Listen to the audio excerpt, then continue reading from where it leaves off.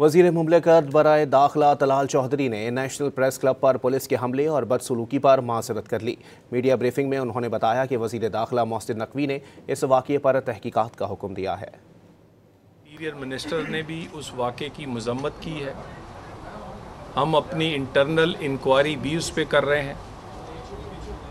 मैं भी इस वाक़े की ना सिर्फ मज़म्मत करता हूँ बल्कि उसके साथ गैर मशरूत प्रेस क्लब आपकी इंतज़ामिया और तमाम सहाफ़ियों से माफ़ी पुलिस की तरफ से और as a state minister interior मैं हाज़िर हुआ हूँ उस माफ़ी के लिए। वज़ीर मुमलिकत बराए दाखिला तलाल चौधरी ने नेशनल प्रेस क्लब पर पुलिस के हमले और बदसलूकी पर माज़रत कर ली। मीडिया ब्रीफिंग में उन्होंने बताया कि वज़ीर दाखिला मोहसिन नकवी ने इस वाक़े पर तहकीकात का हुक्म दिया है। इंटीरियर मिनिस्टर ने भी उस वाक़े की मज़म्मत की है।